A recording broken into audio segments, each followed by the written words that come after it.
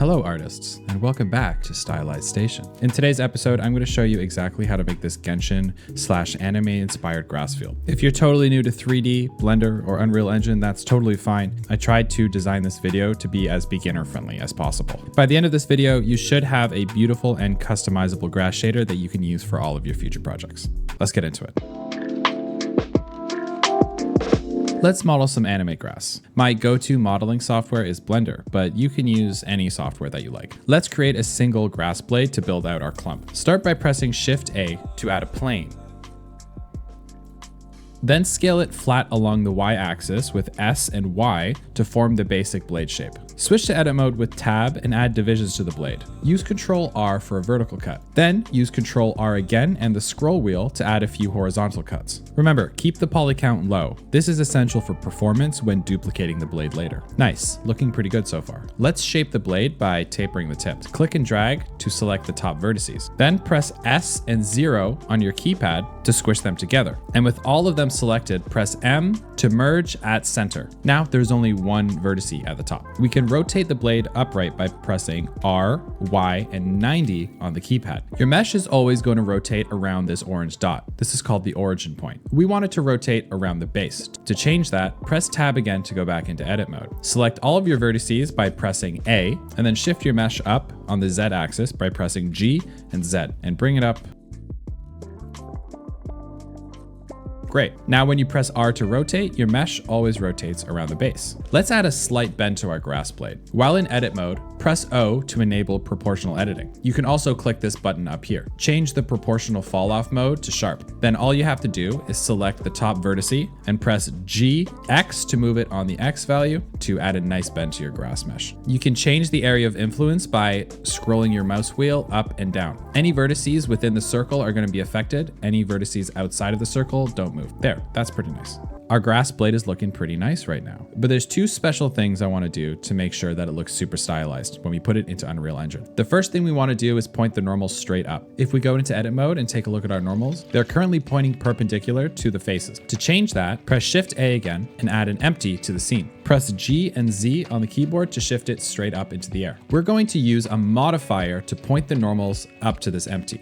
Click on your grass blade again and then go to the modifier tab. In the modifier tab, you can use the normal edit modifier. Click the sample button and then all you have to do is click the empty and now your normals are going to be pointing straight up. The only other thing we're going to do is to paint on the mesh and tell Unreal Engine which parts of the grass blade we want animated and which ones stay still. Typically, we're going to want the top of the grass blade to move and the bottom to not move. But how do we do that? Go to the texture paint tab and then in the texture paint tab, drop down to vertex paint. Make sure to have vertex selection on so you can see where you're painting. Then all you have to do is start painting in the bottom vertex black. Go to the RGB tab and pull red all the way up. We're going to use red to paint the rest of it. There. Something like this. Now that our grass is ready, we can turn this into a grass clump. Press Shift D with the grass blade selected to create a duplicate. Then you can look from the top down by pressing Z up here and start moving these grass blades around. Make sure to use the G tool to move and the R tool to rotate. Then to add some variation, you can start scaling them.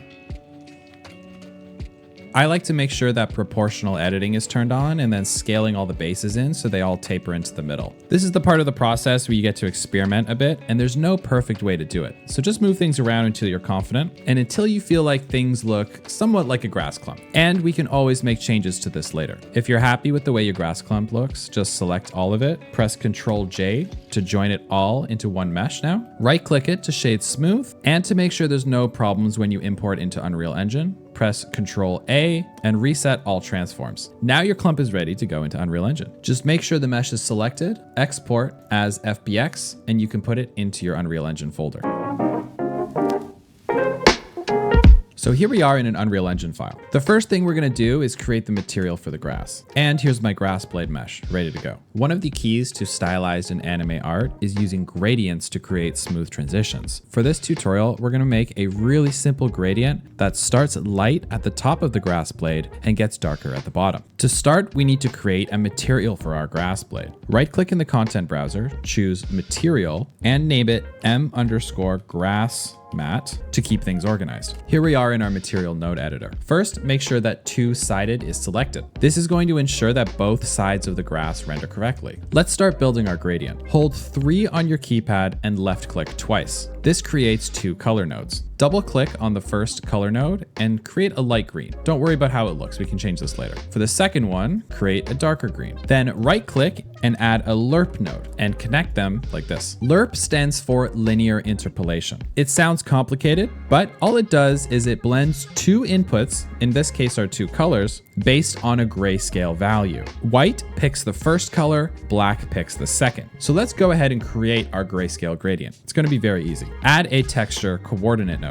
The texture coordinate node is a great way to make gradients. Right click and add a component mask. This allows us to isolate the RG and B channel. In this case, make sure only the G channel is selected. As you can see here, it's created a nice top to down gradient. And that's it. What you can do now is plug the mask into the alpha, and we've got a nice top down gradient. Light at the top, dark at the bottom. All we have to do for now is plug the lerp into the base color and the emissive color, and then go back to our grass blade mesh, click on the grass mat, and add this material to our grass blade. And now you've textured your grass. Nice work. One of the great parts about anime grass in anime games is that it has this subtle movement where it's blowing in the wind. So we're going to do that next. Unreal Engine has a built-in node called Simple Grass Wind that makes it very easy to simulate wind effects. Let's add some variables to our node. Hold 1 on the keypad and left click 4 times to create 4 values. Plug these into each pin. I encourage you to experiment with these values. I find that 0.25 for all of these values, except for additional WPO, seems to work really well. Feel free to tweak these values based on the look that you're going for. Now plug this result into the world position offset. Now your grass blade seems like it's blowing in the wind. Pretty cool, right? Now there's one problem. If you look at the base of the grass, it appears to float and move around. This isn't ideal. This is why we vertex painted earlier in Blender. Remember, we're going to use the black values to keep the base of the grass static and the red values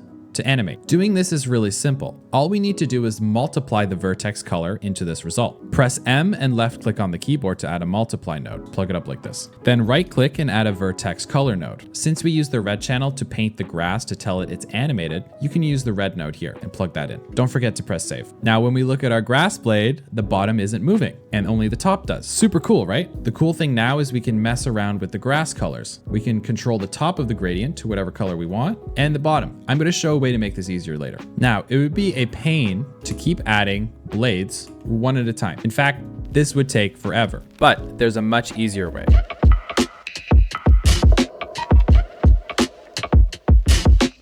Change your selection mode to foliage. Then take your grass blade mesh and drag it into your foliage type. It's going to ask you to create a new foliage type. Just press save. As a quick test, just drag all over your plane or landscape and see what you get. Hey, that looks pretty good. You can erase everything by clicking the erase button.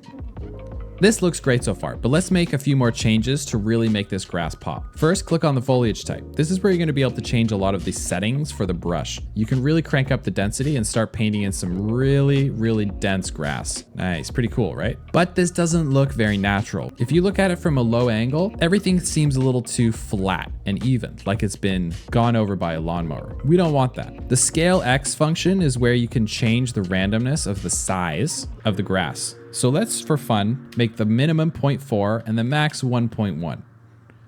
Now when you paint the grass, you get some nice variety. That looks a little better already. Next, let's bring down the Z offset a bit. We don't really want the grass sitting directly on top. We want it a little bit under, just a little bit. So let's change this to -0.2 and -0.4. Next, let's take this random pitch angle and bump it up to 10 degrees. This means your grass isn't going to stand perfectly straight up. If I turn it to 45 degrees, then the grass really starts moving in interesting directions. Finally, for an additional stylized anime trick, I want you to turn off cast shadow. This not only improves performance, but gives the grass a really stylized anime-inspired look. Genshin style grass doesn't cast shadows on itself, and this small tweak really helps to achieve that aesthetic. And that's it. Now you've scattered beautiful, stylized grass across your scene, ready to bring your environment to life. This is pretty cool, isn't it? I love doing this. I can do this all day. There's one small setting I forgot to mention. If you paint on a curved object, the grass is always going to point perpendicular to the normal of the shape, but grass grows in the direction of the sun,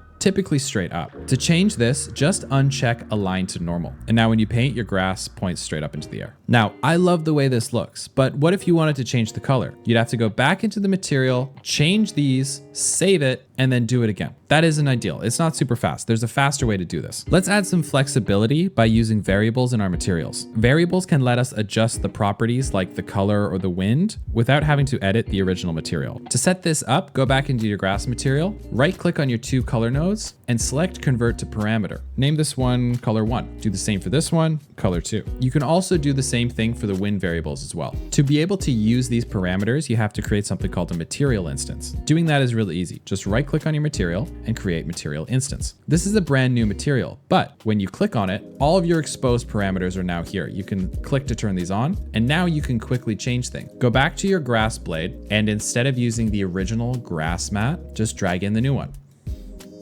Now when I change the colors, everything happens dynamically in real time. You don't have to go back to the material and save it again. It's fast, efficient, and makes customization an absolute breeze. You can use this technique not just for grass, but to create flowers, bushes, or any kind of stylized vegetation. In future tutorials, I'd love to explore how to streamline this process using Unreal Engine's procedural tools. They've got some incredibly powerful features that can make vegetation placement even easier and more dynamic. Thank you guys so much for watching. I can't wait to see what you guys create with this. Let's just paint this here. Nice.